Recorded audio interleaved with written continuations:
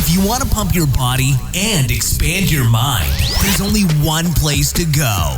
Mind Pump. Mind Pump with your hosts, Sal DiStefano, Adam Schaefer, and Justin Andrews.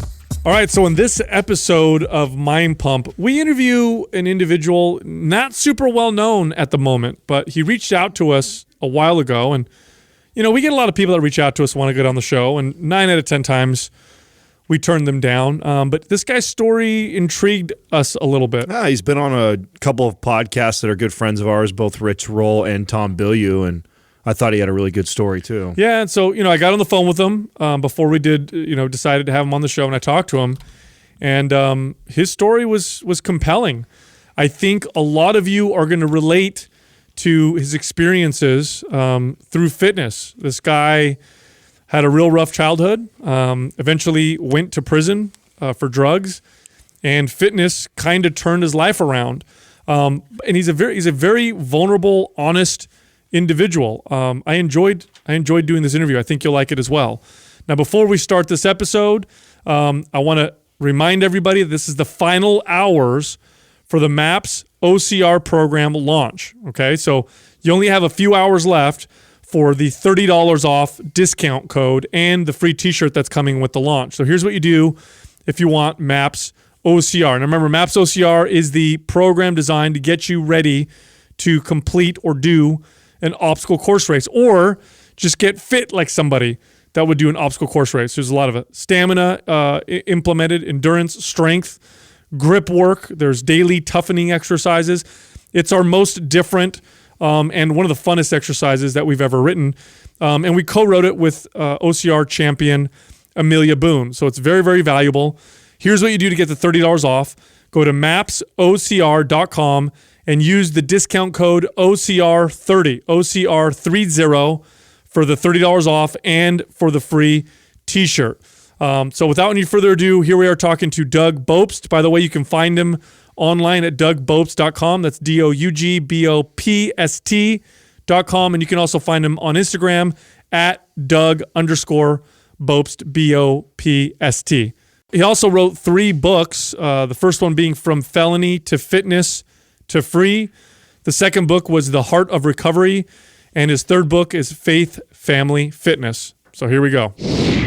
You have an interesting story, Doug. How did you get in contact with us initially to get on the show? I think was it you that contacted our media team?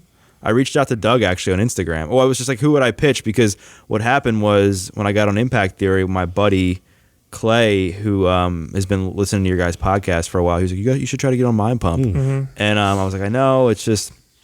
And then when I saw DeFranco go on, and I've been following him, I was like, wow, I should try to just see... And I looked at who you had on to see if it would like even be a fit, because I was just like, and I saw you had other guests besides just like, seasoned trainers on here. Sure. So I saw like that you had other people on here that I was like, hey, it's like, worth a Doug, shot. my name's Doug. That's my in. Yeah. Is it because you haven't been a trainer very long, so you thought, I want to make sure I can provide value, or? Yeah, because as far as like I know my stuff as a trainer, but like as far as like exercise science and physiology and kinesiology, like, I'm not the most seasoned person when it comes to that. Oh, we ain't gonna fuck with you with that stuff. No, we're not gonna have to. Yeah. When I said I was gonna fuck with you, I would never do that with trainer stuff. That's not fair. That would be bullying. I'm not that guy. Yeah. So the tibial tuberosity. How did you?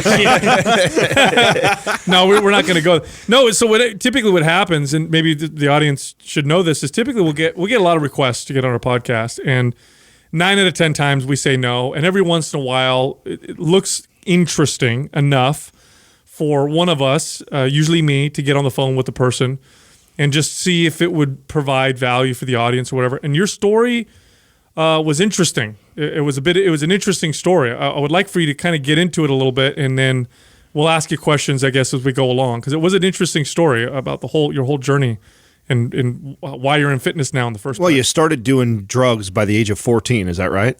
Yeah, my life was in shambles, man. I was battling all kinds of insecurities and doubts and anxiety and depression. And what did it for me was I wanted to figure out how I could escape myself in whatever way I could. And when I started smoking pot, I felt like that escape come to life. And I felt like it numbed whatever fears I had, any kind of, insecurities that I had about myself. Was like, wow, I can be myself and not worry about anything. And then one hit led to the next. And then slowly but surely, I developed a habit where I was doing it daily. And then, as we know, like, drugs aren't cheap.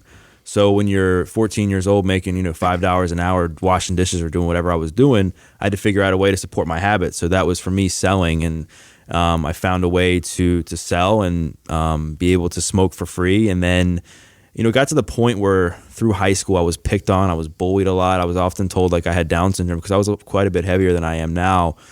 And it just made my insecurities and depression and my self-esteem so much worse that my addiction to the pot grew to the point where I couldn't even smoke to get high anymore. I mean, by the time I graduated high school, I was smoking like a quarter ounce of pot a day, just ripping bong hits. Wow. Yeah. And did you have any friends during this period that you could kind of work, confide in, or were you feeling lonely and just getting picked on? I mean, I had my group of friends, but I was always like the laughing stock, right? I was always like the scapegoat, the kid who got picked on out of my group of friends. So, I mean, I had a friend or two I could confide in, but again, it was like I was so unhappy with myself that it didn't really matter because I grew up in a broken home. My parents are divorced, and through that, I developed all these insecurities and was playing the victim mentality. It's just like, why me? Why is this happening to me? Why my parents divorced? Why am I getting picked on? You only child, or you had siblings? I had siblings too, but we were all kind of in the thick of it. And I think at the end of the day, what happened was I was the oldest. So when they got divorced, I was 5. And so I just happened to be the one who like saw a lot of the stuff happening because my brothers were all closer in age, but I was like the one who just started experimenting with shit really early. Did you live with your mom? Did your dad come out of your life at this point? Or were they both still pretty involved? I mean, they were both pretty involved. I mean, we split time. It was weird though because they were constantly fighting for custody over us as we grew up, which I'm sure happens obviously a lot with divorced families. And so they were both pretty involved. I would say as the more I smoked, my relationship with my parents got more strained because they were like, why are you doing this? Why are you smoking pot? Why are you doing this? Instead of looking at, they looked at the fact that I was doing it versus like the why. I mean, I just had a lot of crap going on inside of me that I never wanted to deal with. And as a teenager, it's obviously hard. And then when I graduated high school, I started like snorting cocaine. And that really, like, I've had anxiety my whole life, and anxiety and cocaine go about as well together as a kid trying to lose weight and eating pizza every day. It just doesn't work. And so it made you feel worse, but you kept doing it? I kept doing it because it was like this adrenaline rush, and I was trying to fit in with everybody. I was trying to be that cool, that quote unquote cool kid, selling drugs, doing drugs, and I just kept doing it because I didn't want to lose friends. I knew if I stopped, then I would lose friends. Because you guys connected over the drugs. Yeah, that was like our common, thing that we had going on together was that we would do drugs together, we'd party together, and we'd sell drugs. And it was almost like I was more addicted to that than anything else. Now, were you also using at this time any other substances to numb yourself? Food, for example? I mean, yeah, I was, kind of. I mean, it was just for me. I ate like crap, but I didn't really think of it like that. I just was like, that's what I knew to eat was I would eat like a cheesesteak and pizza for lunch because I was stoned. That would be like the cool thing to do is we would all get food with our friends. It wasn't like I'm like, oh, I'm so stressed, I'm going to eat. You weren't aware of it, but you had a bad diet along with it.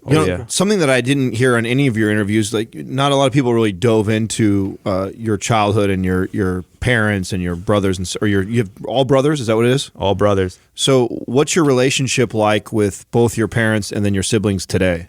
So today it's much better than what it used to be. I mean, before, if you'd asked me like 7 or 8 years ago what my relationship was like, I would have told you a different story. My mom and I had a strained relationship most of while I was growing up because she really took it the hardest when I was going through all my stuff. And my dad, my dad was just really like, him and I never saw eye to eye. There was a lot of tension between us always. And he's unfortunately got a problem with not telling the truth, and he's never really come around to say he's sorry or anything. What do you mean by that? Explain that to me. Like how did he lie to you growing up, or just saying that things would be done that weren't done, saying he'd come to sporting events that weren't done, saying he would have money, didn't have money, and so this created a lot of insecurities. And even today, when I share my story and I'm like, hey, you know, I was homeless, I was on the streets, like I didn't have a place to go. He was like, you weren't homeless. And I'm like, well, I was, because you kicked me out of your house. So technically, like, as much as I'm not blaming you, I'm just saying, like, I chose not to follow rules in your house. So therefore, I didn't have a place to go. And with him, was this because of the drug use that he kicked you out? it was because of drug use, and it was also because like I didn't get along with my stepmom, and it got to a point where he had to choose between me and her, and he chose her. And I mean, I wasn't the best kid growing up. I mean, I was a menace. But my dad I just never really felt like authentically loved, I guess. And even today, he just has like, if I sit and have a conversation with him, like you never get the truth out of him as far as like what color shoes he's wearing. So it's just, the more I've grown, it's just been hard for me to really like put the time in to align with that. My mom and I have an awesome relationship now. I just walked her down the aisle at her wedding last week. My brothers and I have definitely grown. There was a time where I owed two of my brothers $10,000 because of money they had lent me for drugs, and I thought that relationship was forever going to be over.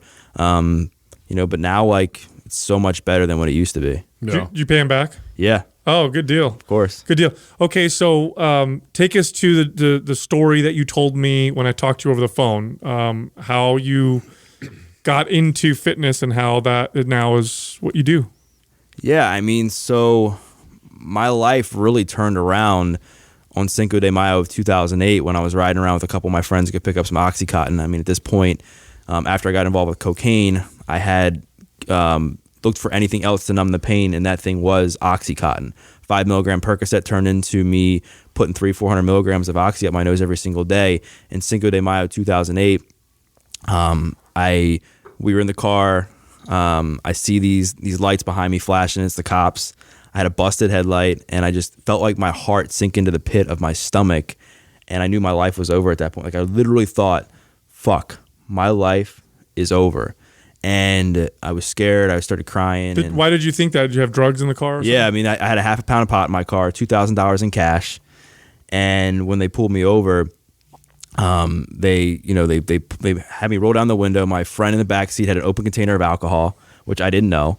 Cop smelled it. He gave the cop a hard time. One thing led to the next. He searched my car, found the pot, found the money, found a scale, threw me in the back of a cop car. And then my life, like, that's when I really like had that feeling that like I knew I was either gonna be dead or rot in jail because myself. How old are you right here? I'm 20. Well, you're not very bright. No. Yeah. I mean, all those things you're driving around on at the same time. Yeah, it was a very dumb decision. And then when the cops actually asked me if they could search my car, and I said yes to show you how bright I was. So it's almost like you wanted to get caught or in trouble. Yeah, it was weird.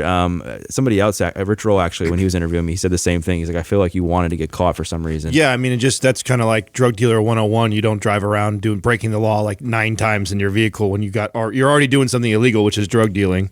You know, so that's already bad enough, and then to be doing like 5 other things in your vehicle that could get you caught is just like, it's almost like you wanted to get in trouble. Yeah, and I ended up going to court a couple months later. And I was charged with, when I got arrested, they charged me with a felony, intent to distribute marijuana. And when I got to court, the judge, he was like, I have every reason to sentence you to jail right now. Right. And he was like, he's like, I'm convicting you of the felony. He's like, I'm going to sentence you to 5 years, suspend everything but 90 days. So it mean I had to do the 90-day bit in jail. 5 years probation, 200 hours community service, all kinds of drug classes and fines. But he's like, Doug, if you complete everything without messing up, I'll take the felony off your record. And at that point, like I said, I was 20 years old, but I didn't think I was going to live to see my 25th birthday. And I reported to jail about a week after my 21st birthday and detoxed cold turkey off Oxy because I had that. Oh, wow. For 3 weeks. Now, how bad was your Oxy? Like, how much were you doing? How bad was this addiction up until this point? Well, if you're already on Oxy, you're already fucking, that's the highest level of opiate, like pretty much, other than like fucking heroin, right? So right. You're doing basically pill-formed heroin, and that's got to be the most, I mean, I've been addicted to Vicodin. I've talked about on the show, and you know, I think the peak I got to was like 10 Vicodin in a day, which was a nightmare to come off of. I can't imagine what it was like coming off of Oxys. It's terrible, man. It felt like you're trying to crawl out of your own skin. It felt like you had the flu for like 3 weeks, like literally like 3 weeks. And It was awful. I mean, and then like, you're like, shitting uncontrollable, you're puking, all that stuff. Because shakes, hot, cold sweats. Because I was doing like 400 milligrams.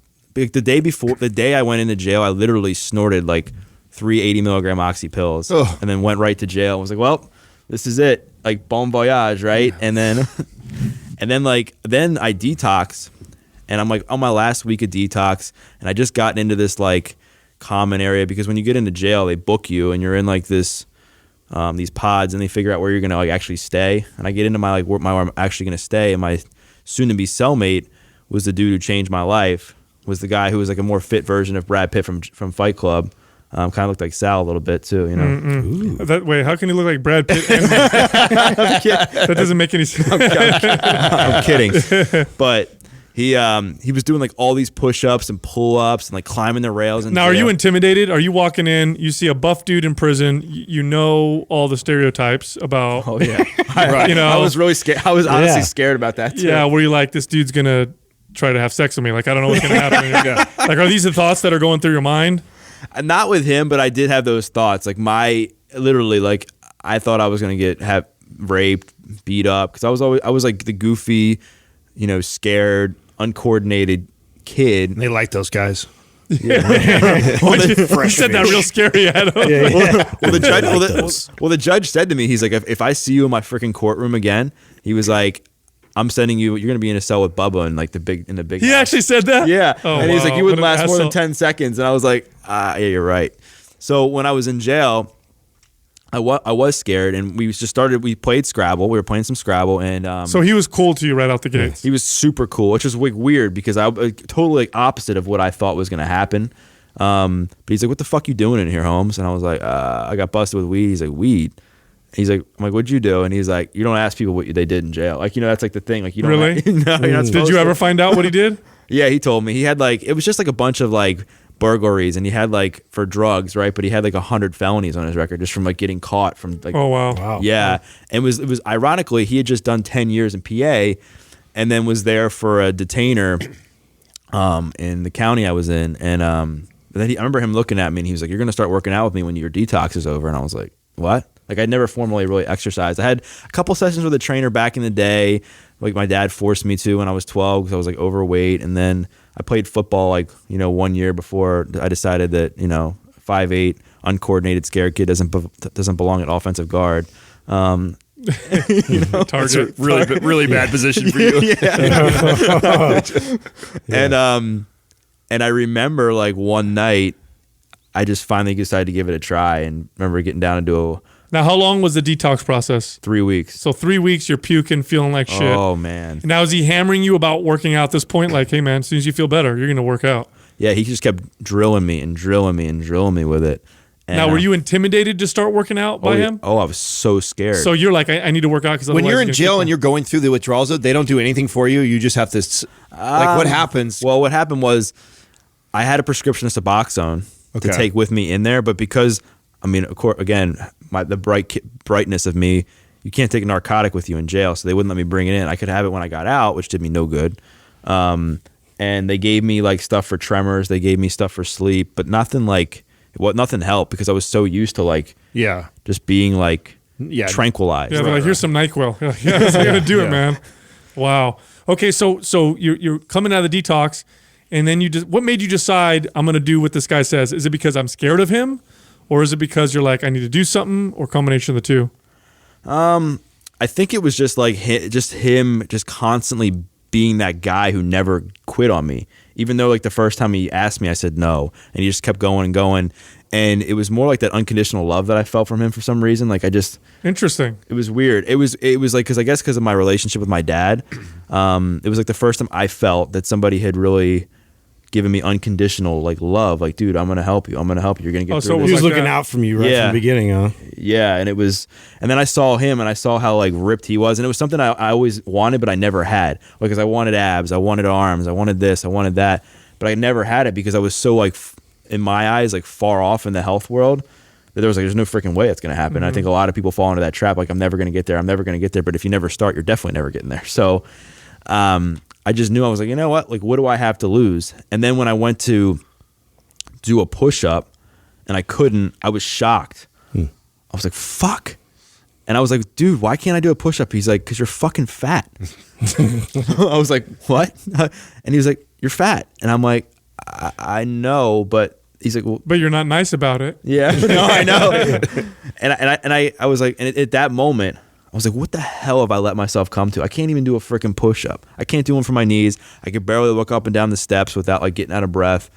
I was like, man, I got to do something. And he was just like, I'm like, are you sure you're going to stay committed to me? Because I had like some trust issues, just some stuff with my family that I thought he would like do it for a few days and then stop. And then I'd be like completely like deflated, and he was on me every day in there and like put me on a little meal plan, which is tough in there because how do you do a meal plan in prison? Yeah, what does that even look like? Can of tuna, slice of bread. No. Skip the mashed potatoes. Yeah. Skip the mashed potatoes, skip like whatever pasta we got, no bread, no like oodles and noodles, none of the common stuff on commissary. Like I wasn't allowed to get except for like, I think we had like we got packets of tuna.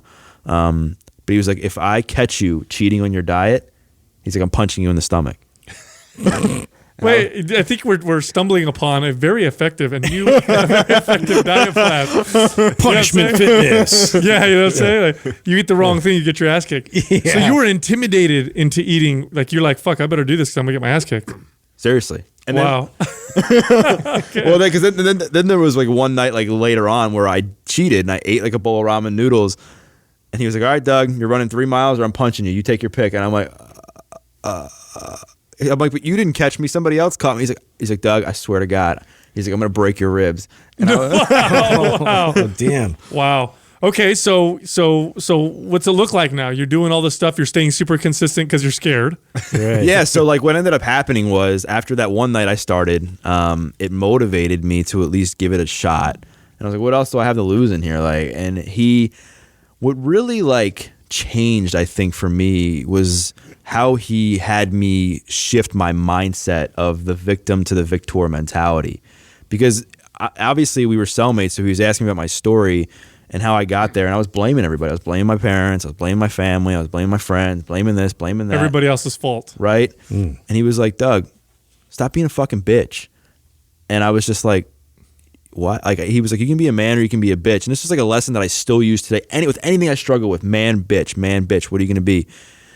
And it's like, you can be a man and take responsibility for your problems. Look at yourself in the mirror and say, you know what? It's up to you to make decisions to change. You got yourself here. I don't care how many people did you wrong. You're here because you're here. Or you can be a bitch like most people, cry in the corner, say, woe is me, and not take responsibility. And that for me was like, fuck, he's right. Was this the first time you ever felt empowered? Yeah, because I was like, wow, like I have the power to change. And I didn't really believe it, but I had to almost have that fake faith, that blind faith, because I knew if I didn't believe it, I'd get nowhere. And I knew I just had to almost like not fake it till you make it. I don't know if that's the right word, but I literally had to like force myself into it. And so I just took it day by day. I said, all right, we're going to do one day at a time. In the mornings, I would either walk or run, depending on the day, like depending on like where I was at in my journey. So I started, of course, with just like walking laps. And then they give you access to outside unlimited, or is it? No, this is all indoors and like this common area. You can like walk around like the tables and stuff inside of. So you're literally just walking in circles inside. Yeah, I'd have a deck of cards, and I would like literally like count how many laps with the deck of cards. With the deck of cards, and then that slowly turned into me running, like run, walk. So I would do that for about an hour, and then at night was like calisthenics. So like one night was like push-up day, where I would do like, I don't know, it was like 5 sets of like 3 push-ups. I was something like where we would work our way up to be. My whole goal was to be able to do a set of 10 push-ups when I got out of jail. Wow. And so like one night we would work on like push, where we would do like, you know, the pull-ups or push-ups, and then like dips off the chairs and stuff.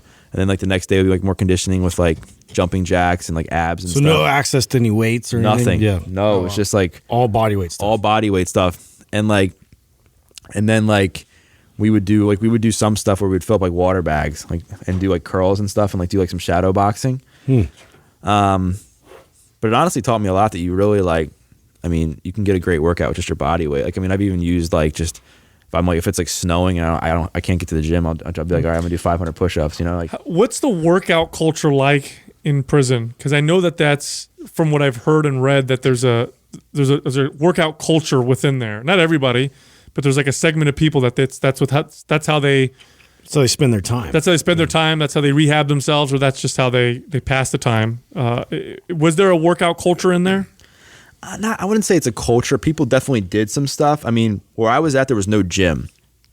So, like, you would see people doing different types of push-ups and sit-ups and ab work. But where I was at, like, most people weren't working out, which was kind of weird because they all kind of cheered me on because they saw me, who was like this degenerate who walked in when I first, like, day one, there looked like a zombie, could barely like keep up with like even like my daily habits of like making my bed and like making it to breakfast. Like, that's the half-pound weed guy. Nobody was harassing you as you first came. Yeah, did you have like a like nickname? any cat calls or anything? Did you have like a shitty nickname?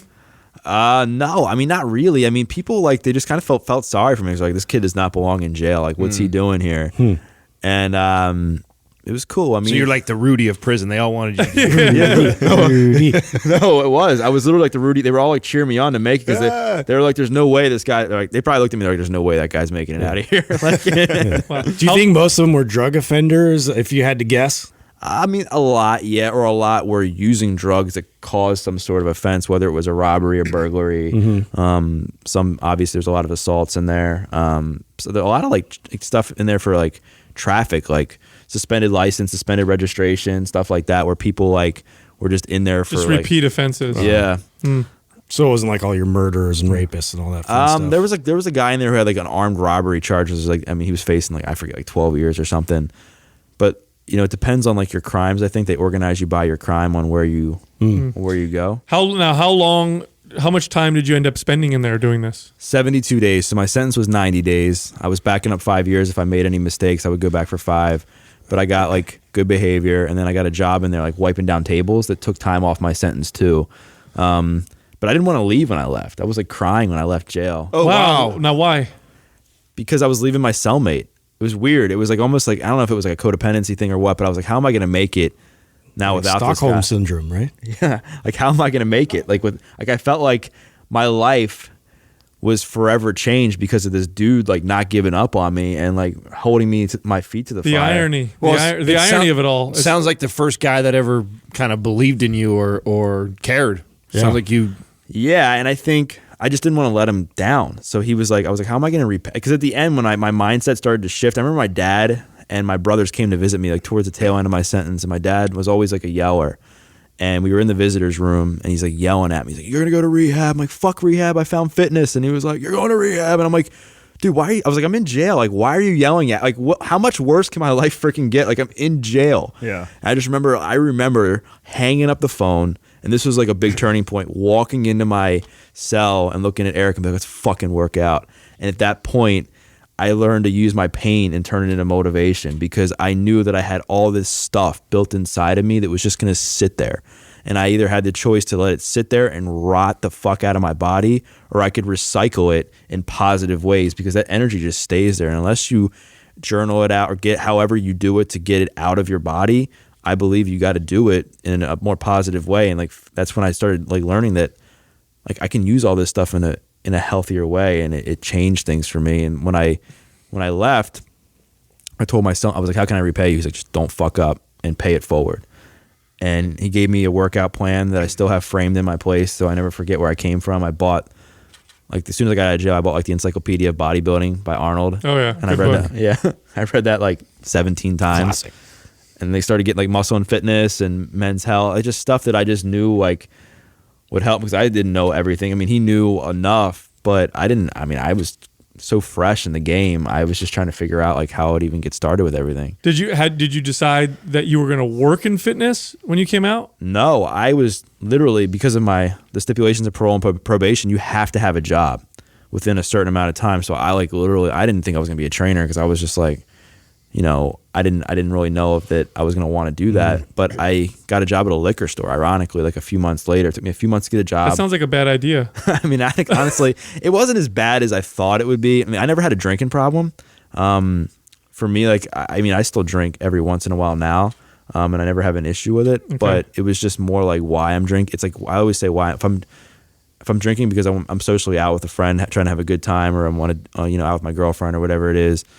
versus like, oh, I'm super stressed. I'm just going to, put down a by bottle yourself. of wine. Yeah, put down a bottle of wine. Normally right? a good sign you have a problem when you're drinking by yourself. Now, how hard was it though to get a job? That had to be difficult. It was really, I had quite the resume. Before I got into jail, I had 21 jobs by the time I was 21. Wow. Yeah, because I would work for a few weeks and then I'd quit because I was like, oh, I can make like $7 an hour, like, drying cars, or I can go sell like a pound of pot. God. I dated a girl like that one time. Did you? Yeah, she skipped around from job to job all the time and kept telling. She's like, "Well, this one pays me $1 more." I'm just like, "This is," some guy like me would get a resume like that. I would tell you to kick rocks because I'm like, "You're not committed to anybody." Yeah. Fucking 21 years old, you've had 21 jobs. No, I know it was horrible, right? And I was not proud of it. And then I would always have to check a box. Have you ever been convicted of a felony?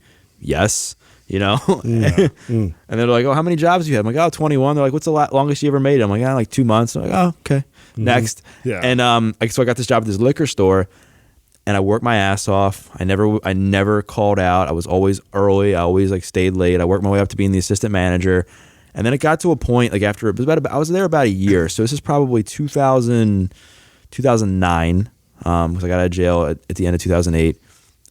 I decided, I was like, wow, I had really started to transform my body. I had lost 50 pounds at this point by working out, reading stuff from Muscle and Fitness, reading the stuff from Arnold, completely changing my nutrition to the point where I was now focusing more on eating healthier foods all day, every day, and decided that I wanted to help other people use fitness to change their lives. So I ended up wanting to become a trainer. Back in the end of 2010 was when I really made the decision to do it. Well, and where did you go from there? Did you end up working for a gym? Yeah. So what ended up happening was I was still working at the liquor store because I swore to myself that I wasn't leaving without giving notice because I'd never done that before. And I found a job at this local wellness center called the MAC, the Maryland Athletic Club. And I remember going in there, getting interviewed, and I was I sold them on the spot with just how fitness saved my life. Oh, you told him your story. Well, I didn't tell him everything. I just told him how much weight I'd lost and all that. And then she's like, all right, you're hired. Can you start next week? I was like, yeah, but there's something you have to know. I'm a convicted felon. She was like, what? And I'm like, yeah, and she's like, so she asked me some more questions about what happened. I was like, listen, I'll pee in a cup every freaking day. I was like, I'll do whatever it takes. I'll never miss a day. I won't let you down. Please just give me a chance. I was like, please. And after a few weeks of them going to HR and talking to different people in the club, I was given a chance. They gave me a chance. And I remember jumping up and down. I was living with my grandparents at the time. And I just felt like I could take that torch that Eric had given me and pass it on and help other people with the gifts I had been given about how to internally change themselves from the inside out with fitness. And I became a trainer back in 2011. I got certified through the NSCA in April 2011. And my first year as a trainer, I broke all kinds of training records as far as revenue. Did you really? I was the highest grossing trainer out of 75 trainers in the whole company. Oh, that's cool. Yeah, and it's not I don't say that to brag. I say it because I just knew that I was on the right path. I literally You felt was it the passion? Were you just talking about it all the time? You could relate with people really well? Easily, because I'd be they would be because most people when they look at trainers a lot of times they're like, oh, you've been fit your whole life, or you've been this, you've been that. It's one of the stigmas. And I would just ask people questions. I'd be like, so what are you trying to do? And they're like, oh, I want to lose weight. I'm like, oh, why do you want to lose weight? They're like, oh, I want to feel better about myself. I'm like, well, why? And they're like, what are you feeling? They're like, oh, I feel insecure. I look in the mirror. I was like, oh, I felt that way too. And then I would just be able to hook them like that and then talk to them and relate to them. And they'd be like, oh, really? And I'm like, yeah, you want me to, if you need any help reaching your goals, let me know. And I was really passive about it. I wasn't aggressive. And most people just kind of liked, I was this regular dude. I wasn't anything special, but I just went over the top with my clients. I really cared about them. I really wanted them to see results. I didn't tell them, I didn't do anything that I didn't know how to do. And I just got really passionate about training people and helping people. And I worked at the MAC for probably, 6 years and was always their top producing trainer. And I just knew I was on the right path because it seemed easy for me. What's happening at this point with your family? What's your mom and dad saying why you're getting back on track? You're not doing drugs. You're starting to kill it. You're the top trainer. What are your siblings saying? What's your relationship like during this time? Well, there was always I'll speak for my mom first. There was always a lot of distrust between my mom and I because I got kicked out of her house on my 16th birthday because She busted me with some pot, and this was right after I'd had a party when she was in the hospital. So it was like our relationship was like tense. And so, then when I got arrested, like she had this huge, she didn't believe that I was going to change, like, because, it's like that whole thing where I'm going to change, I promise, and you don't. It just creates this mistrust. Sure. And so even when I got out, there was still like, all right, well, just make sure you don't mess up. Don't mess up. Are you clean? Like there was a lot, like she still didn't really trust me, and it didn't take until. Now, when she's like that and you're on the right path, is that creating conflict between the two of you? Of course, yeah, because it's hard. Because inside, I'm like, I have no cravings for drugs. I have no intention of doing anything. And then she's telling me that, and it's like, all right, well, I mean, I'm changing. I'm like, at first I was the polar opposite of what I am now, the most unhealthy kid you could think of, and now I'm like the healthiest kid, like, like packing like chicken and broccoli with me when I'm traveling, and like, I just felt like I couldn't win.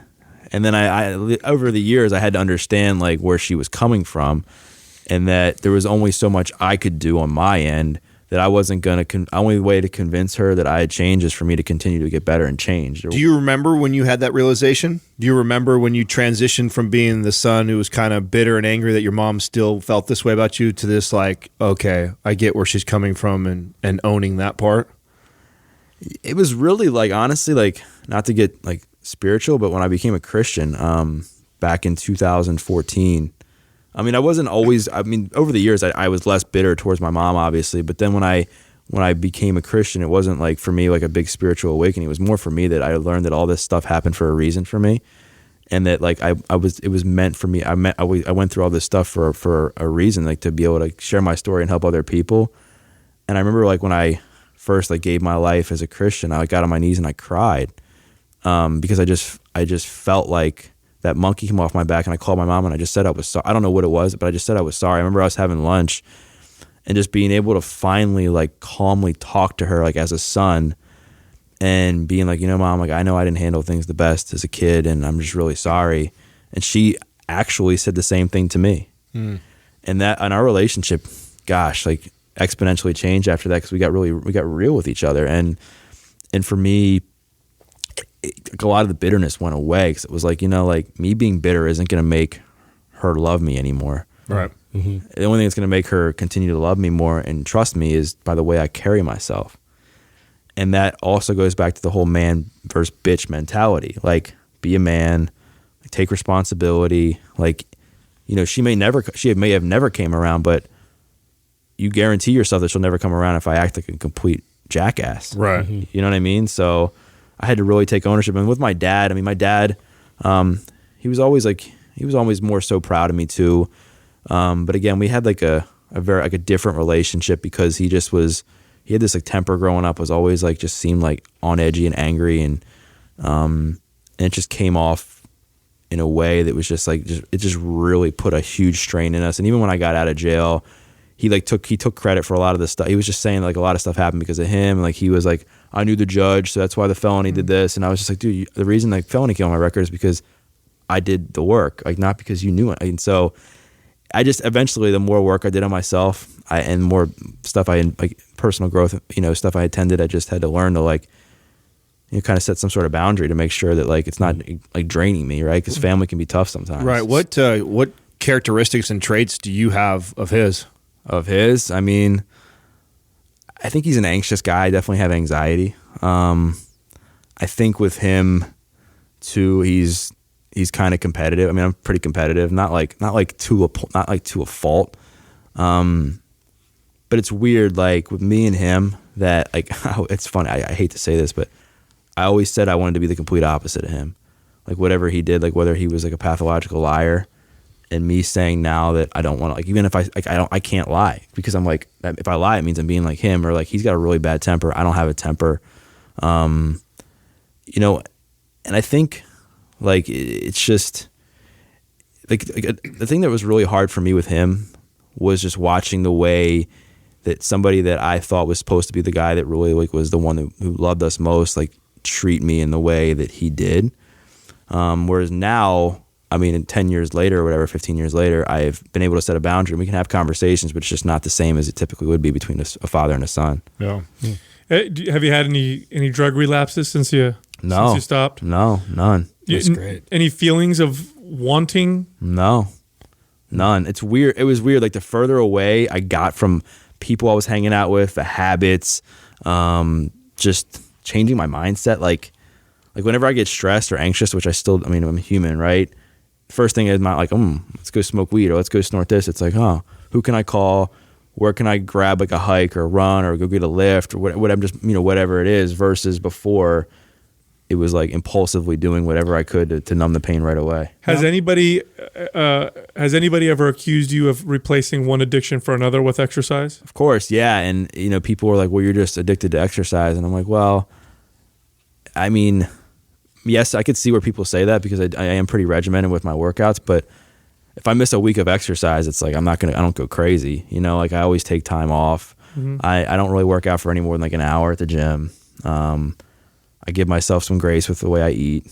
So, I mean, for me, I think if somebody has an exercise addiction, is they can't go one day without it. They're in the gym for hours and hours and hours. Like their life depends on fitness, where fitness is now part of my life. It's not my life; it's part of it. Yeah. Well, what you're telling me is it sounds like you're doing it because you're valuing yourself, which is a little different. I think if your insecurities were motivating you to work out, then that might be where the pathology tends to come in. And this self-confidence that you've been building, how has this played out in terms of like a significant other? And do you have a significant other right now? Yeah, I have a girlfriend. So it's definitely, helped me in that sort of sense, because growing up, like I never had any confidence with women. My self-esteem was terrible. Because I was always like, I could have been a model for Pillsbury, and I was always told by like kids I looked like I had Down syndrome. So, I think sometimes like we get this false sensehood of who we are based on the external voices, that come inside of our heads, and then we start to believe them. And that's the problem, right? Is we start to believe what people say to us, which now, I've gotten to the point where I don't. And so I just believed I was this fat, ugly kid my whole life. And then the more I worked on myself, the more fit, and the more I worked out and transformed my body, the more confidence I had, and the more I realized like I'm not that person. I am a good looking dude. I do have great characteristics. I am passionate. I am this, I am that. And it just really helped me like align with the right person I wanted in my life, because for a while I was just chasing after whatever I could, I could. I'm like, wow, I'm good looking now. I'm like 6% body, whatever it is. I'm going to go out and try to find like the hottest girl possible. And all it did was end up in like, misery, because like, it was just like me just trying to like shoot after the wrong things instead of really focusing on like finding someone that I really align with. How'd you meet your girlfriend now? On a podcast. What? Did she have a podcast? She a podcaster? No, what happened was she heard your story? Yeah. Well, funny story was one of her best friends is a host of a podcast, and this is like we've been dating now for about 5 months. She was like, "Are you looking for love?" And I was like, "Well, if it's the right person." Like, and she's like, I got a girl who's like perfect for you. And I was like, all right. So I kind of like didn't really know what was going to happen after that. And she ended up like just connecting us on Instagram, and we hit it off like right away. Good old Instagram. Yeah. I was like, sift through those DMs. You slid in the DMs. Is that what happened? And but yeah, we hit it off right away, and it's like, my confidence now. If I hadn't done what I've done, all the work, I would never have confidence that I have now in a relationship. What's your craziest drug moment? And you don't get to use the brain fart of driving around with a half a pound of weed and the scale. Craziest drug moment. Oh, my craziest drug moment is probably when, crazy or funny?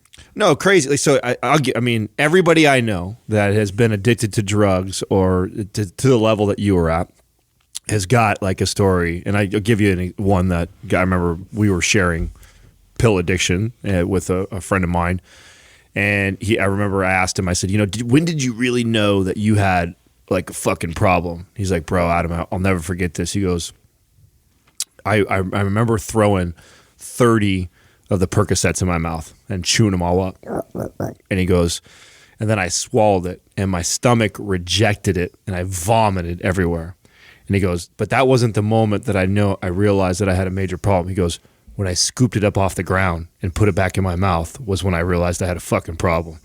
So I know you got to have some shit like that. Yeah, for me, when I really knew shit was bad was when I literally hadn't taken a shit for a month.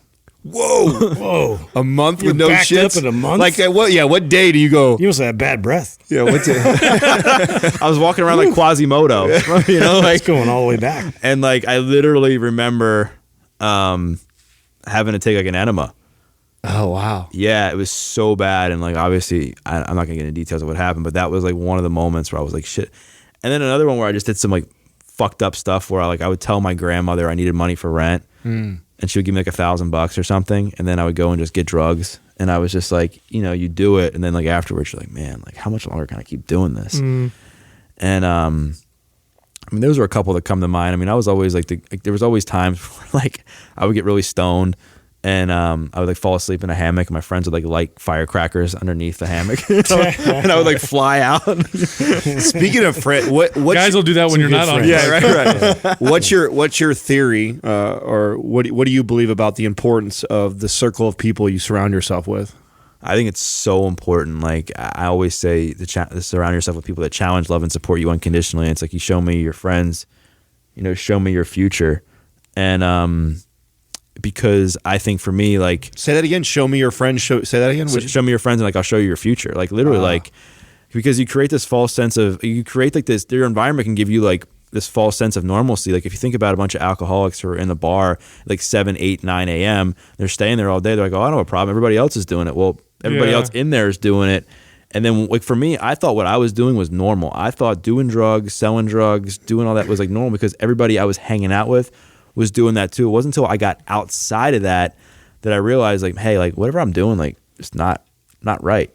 And so now it's like I only really surround myself with people that like add value to my life, that are like lifting me up, supporting me, calling me on my bullshit, like holding me accountable.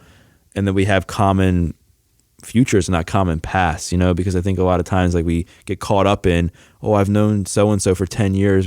That like I can't like leave him or leave her or whatever. But it's like they're influencing or being around you to make every single bad decision you've ever made. So you really think that's important. God, it's so true that we tend to do that, right? We tend to hang out with these people that we had a similar bad past, and so we connect. I remember when I first started to piece that together, how important like my circle was.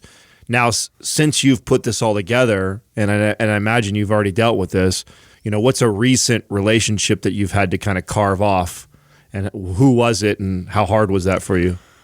I mean, there's been several, but I mean, I guess in the last few years, it was like one of my best friends growing up, who got addicted to painkillers shortly after I did. And then when I got clean, he was still bouncing off and on. I'd always get the call from his mom, from his girlfriend or his aunt or whoever it was, help so-and-so, help so-and-so. And I just, I kept helping him. And then after a point in time, I was just like, dude, like I can't help you anymore. Like I can't keep enabling you. I can't. It's bringing me down. It's draining me. Like you got to get help. And if you're not going to get help, I can't. It's hard because I don't want to like, I don't think he's a bad person. I'm just like, I can't keep you around in my circle unless you're like really wanting to make your life better. Yeah. Where's he at today? Still in? I mean, the last I heard, I actually got a call from him a few months ago that he'd overdosed. He was in jail. I think he's back out now. I mean, I try to like keep tabs of them on social media a little bit, but it's tough. I mean, because what happens is even like I've gotten rid of like all my old friends, like all my friends I hang out with now. They're fairly new, as in like I've known them some 5 years, 6 years, 7 years, and I think a lot of people, I feel like thought I was judging them, but really I have no issue with anybody. It's just I knew that when I was hanging out with that group of guys, and if they're going to continue to make the same decisions, that it wasn't going to end good for me, and I had to think about myself. And I thought about it. I always thought about people pleasing everybody when I was a kid, trying to fit in, and I just knew that just got me in jail, and I just didn't want to do that anymore. You had mentioned becoming a Christian back in 2014. Yeah. How big of a role has a spiritual practice now that you have? Did you have a spiritual practice before? No, because I grew up like old. I'm Greek, so I grew up old school Greek Orthodox, where my view was if you're good, you went to heaven. If you're bad, you went to hell. And I was like, well, shit, I'm on the highway to hell. Like, there's no saving me. Did you practice? Were you practicing? No. Okay, so you didn't really have a spiritual practice before. And what made you move into a spiritual practice later on? And then again, how big of a role did that play in? It was huge. I mean, I had a client who was a pastor at a non-denominational church, And he was like, you should go to church with me. I'm like, yeah, man. He's like, we can go to Chipotle after. I'm like, I don't eat Chipotle. That's a good selling point. Trying to bribe I you. mean, I'm in. Church and Chipotle. They have donuts there. And he was like, Quesadillas. he's like, come on. I was like, dude, I don't belong in church. I was like, I'm going to hell for putting you through this workout. He's like, come on, man. Come on, brother. You know, he's like this, like, you know, he's like from North Carolina or whatever. And I finally, like, I just got to a point, it was like in September of 2014. I was making a lot of money as a trainer. I was doing really well. I was fit. I'd been clean. I just written my first book, From Felony to Fitness to Free. And I thought I should be happier, right? I was like, why aren't I happy? And I think it was because I still had held onto that burden, like we talked about earlier with my mom, and just not just that, but every other bad decision I made was always sitting on my shoulder, whether it was the manipulating people to get money or selling drugs or doing drugs, whatever it was. And I remember just like, I was out in San Diego. I was at a mastermind retreat that I've been part of. And one of my mentors was like, dude, like, you have no like spiritual purpose in your life. He's like, what's your purpose? Like, you have nothing. Like, he was like, I'm not like pushing you to do anything, but he's like, I don't know, maybe try that. Like, he's like, that's been huge for me. And I was like, he's telling me that, my client. So I was like, I'll just give it a try. So I remember calling my client, Ben. And I was like, hey, I think I'm ready to try this Jesus thing. Even though, like, to me, like, I hated. What a great phone call. We'll take it for a spin. I hated like the Jesus freaks. I hate Jesus ride. I got so turned off by that stuff.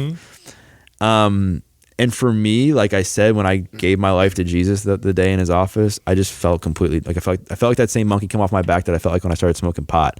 I felt like I could be comfortable with who I was, and I really realized that there's no coincidence that Eric helped me in jail use fitness to change my life, and now I'm helping other people use fitness to change their lives. And for me, it's just about not being an asshole when I'm a Christian. It's like just like every other religion or spiritual practice. It's like treat people with respect. You know, own your shit.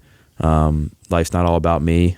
And just knowing like why things happen, and it just gave me a sense of purpose. Like I knew I didn't want to just be a trainer. Like I didn't want to be the guy who's in the gym for like 40 years. Like I just wasn't going to be me. I knew I had something more special to share, and that's why I've been really passionate about sharing my story, writing books, and just putting myself out there, because I knew like there was meaning and purpose in that. Mm-hmm.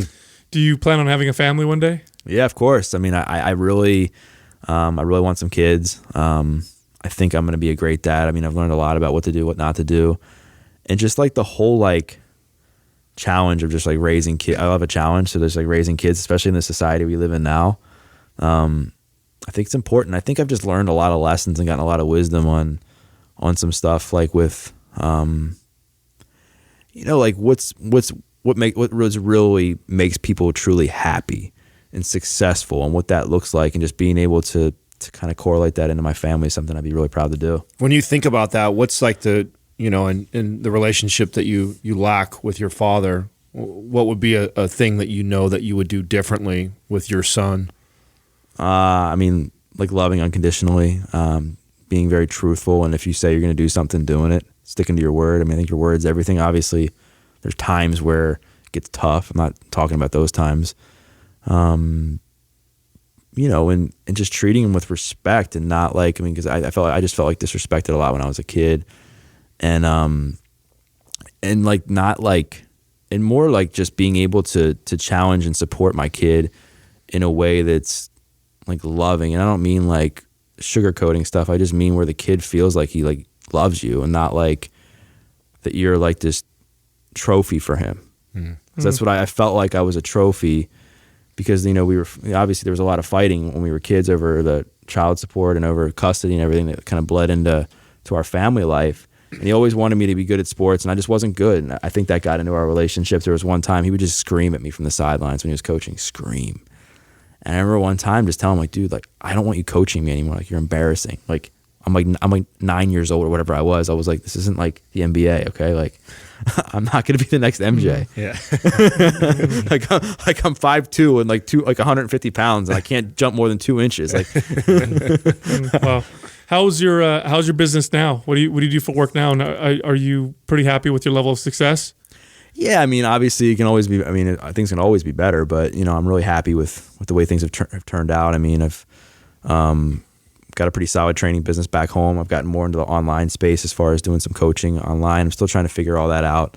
My third book came out earlier this year. It's done really well. I think I've sold about over 500 copies, which has been cool for me, especially since I didn't have a publisher. I didn't do like crazy amount of like advertising with it or whatever. And then the one thing I'm really trying to build up is my speaking career. I mean, I just got done speaking to the Clemson Tigers and football team last week, which was awesome. That's cool. It was super humbling. Yeah. Especially for the unathletic guy. Yeah. They didn't get my jokes either when I walked in there. They were like, 'cause they're all like serious, like alpha males, you know, and I was like, they're like, quarterback is like Trevor Lawrence is like one of the best in the country. And, I'm like, I wonder how I'm going to like break the ice with these guys. Cause they're all looking at like, who's this guy? Like 170, there's like coaches and staff. And I'm like, my name's Doug Bopst. I'm a new walk-on quarterback. And they all looked at me. I think it was serious. Yeah. Like they were all, I was like, no, I'm kidding. And then I went up to like, we're going to lose. I went up to like, I went to my contact afterwards. I was like, did you get my joke? He's like, yeah, but nobody else did. They thought you were serious. I was like, oh, I was wondering why no one laughed. So most nerve-wracking moment you've had so far, speaking and podcasting, all that, what's been the hardest?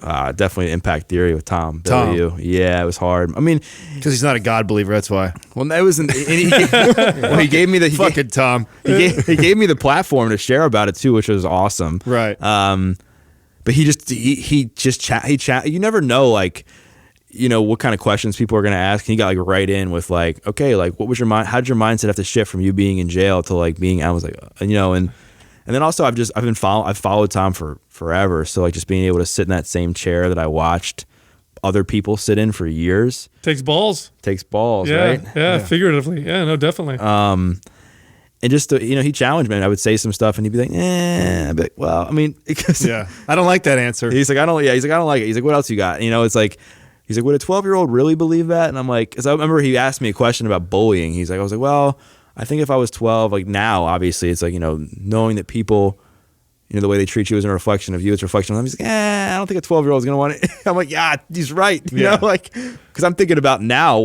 but I'm like, when I was 12, like, there's no way. I was like, I don't really, you know, it's tough. Yeah. Well, you ever get back in contact with your cellmate, the guy that kind of started all this? Yeah, I mean, I did for a while. I actually ended up working out with him a few times, which was awesome because I could keep up with him. I could do like his routine with him and not like be slacking behind. Because I mean, when I was in jail, I could never keep up with him ever. And so when I got out, I kept on the journey and got to the point where I could. But then he kept falling back with some of his stuff. So I just kind of, it really broke my heart because I saw him choose to save my life instead of saving his own. Mm-hmm. But like, I never forget where I came from as far as that. Like I still, like I said, have the workout framed in my place. And it just, what changed it for me was he was asking me for money. And I was just like, I can't give you money, man. I was like, I'll be here to support you emotionally, mentally, whatever. I was like, but I just can't send you money. And I know he went back to jail and so it was tough, but you know, if he called me, I'd answer the phone. Man, that is tough. It's tough that the guy that pretty much turned everything around for you, like looking to you to get things, and you know that it's not for the best. It's in your best interest or his best interest for you not to give him the money and stuff like that. That must have been a hard situation. Yeah, because I'm a pretty emotional guy, and I get invested with people, and I'm like I put a lot of stock into relationships, like friendships, you know, romantic relationships, stuff with my clients. And so that like it crushed me because I was just like, man, like, well, what's going to happen to me? Like because that was like, I mean, the self-sabotage initial thought, right? And I caught myself, but I was like, well, if he's doing that, like, what the hell is going to happen to me? But I just knew it wasn't about me. It was about him. And like, how can I learn from what he's done to not go back into jail? Because it's funny, the other day I was in jail volunteering and mentoring some of these kids, and it was just so surreal. It was the first time I'd ever returned on the other side of the fence since the day I went in, like in a cell. I was going to ask you if you had plans to go and help people, and yeah. So you have. I had my first day on Monday. And wow. Yeah, and it was cool because it's like there's like 5 kids. They're all like 16, 17 years old. They like some of them have committed, you know, violent crimes. Some have. Just to be able to sit in there and just share wisdom with these kids. It's really humbling and powerful at the same time. It was also kind of strange because you're seeing like the same doors like close behind you. There's no like supervision. It was weird because the guard was like, "Yo, my man looks like Mark Wahlberg," and I was like, "Real?" I was like, Really? All excited. Really? Stop. The guy next to you. Go on. Never mind. No, what was funny because when I was in jail before, they thought I looked like Spence from the King of Queens. So, wasn't a good. So you got upgraded. All I right. got upgraded. That's great. There's a long tradition of fitness professionals or whatever working with people in prison. Schwarzenegger did it.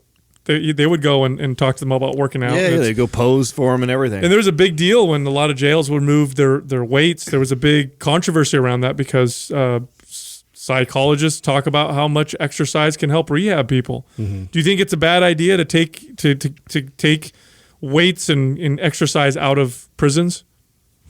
Yeah, I do. I mean, obviously there's pros and cons with everything. I mean, obviously it can cause fights and all that stuff, but like as far as like what exercise does for you mentally and keeping like your sanity and like, I mean, you cannot replace that. Like it's hard. And especially like I think exercise and nutrition are two of the most underutilized tools we have to battle drug addiction. Yeah.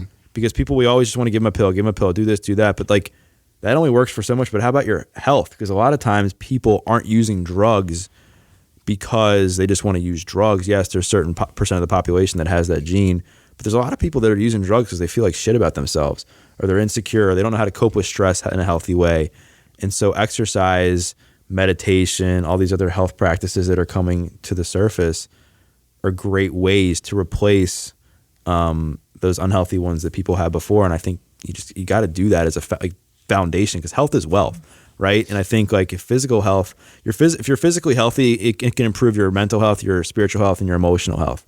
You can be emotionally, spiritually, and mentally healthy and not be physically healthy. Right. So I just think it just trickles down in everything else. Now, the romantic relationship that you're in right now, you've been in for like 5 or 6 months. When was the last relationship that you had before that? I mean, relationships with me are fairly new because when I got out of jail, I was 21 and I had to rebuild my life. Like I knew like if I tried to get involved with anybody, it was just not going to result in anything good because I had a lot of healing to do on my own. So I was scared to date anybody. So you're a pretty self-aware guy. You share your insecurities. What are some of the insecurities that you're having right now with being in a relationship for the first time really and almost forever? I mean, I think some of the biggest insecurities for me are am I doing a good job? Because like, I mean, I grew up in a broken home and this is like, this is all kind of new to me. So it's like I've done a lot of like reading like books on like relationships and like intimacy to try to learn how to be like a better boyfriend. Because like I'm like such a growth mindset that like if I don't know something, like I'm gonna try to like figure it out. And I guess you figure out stuff in time. So that, and then like just also the fact that like just am like how like what's like how to progress everything, like where do you go from here? And have you faced your first, like I used to say that the things come in threes, so third month, 6 month, 9 month, 12 month are big milestones in relationships. And have you hit some of the first like challenges, and what were they and how'd you get through them? I mean, I would say like there's always going to be I mean at least from my understanding, like challenges in relationships, and I think for us it's just more just getting to know each other more. And I think the more we get to know each other, the more like we understand like how we respond to certain situations and how we both like to communicate. And it's like we're really like good for each other. We're really aligned as far as like our values and our beliefs, that we've like built like a solid foundation in that. And then so I think that like really trumps everything as far as like we kind of like know and like each other for who we are, which really helps a lot. You guys haven't had a major fight yet? Nothing crazy, no. Oh? No. What was the last one? Any role playing? Cellmates? Whoa, guy. I'm curious. Just curious. No. All right. No. You're the prison guard. Yeah. Great story, Doug. I appreciate kind of what you're talking about. And your honesty. I think. And your honesty. Yeah, I really do appreciate that a lot. I can feel that you feel like that you have your sense of purpose. I can feel that through talking to you. So that's how you got yourself on the show. And I think you did a good job. Thanks, guys. I really appreciate it. Yeah, no, I appreciate you, man. Keep doing what you're doing. Thank you. Thank you. Right on, man. Thank you for listening to Mind Pump. If your goal is to build and shape your body, dramatically improve your health and energy, and maximize your overall performance, check out our discounted RGB Super Bundle at mindpumpmedia.com. The RGB Super Bundle includes MAPS Anabolic, MAPS Performance, and MAPS Aesthetic. 9 months of phased expert exercise programming designed by Sal, Adam, and Justin to systematically transform the way your body looks, feels, and performs. With detailed workout blueprints and over 200 videos, the RGB Super Bundle is like having Sal, Adam, and Justin as your own personal trainers, but at a fraction of the price.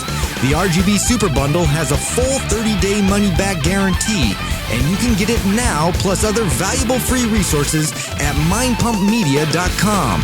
If you enjoy this show, please share the love by leaving us a 5-star rating and review on iTunes and by introducing Mind Pump to your friends and family. We thank you for your support, and until next time, this is Mind Pump.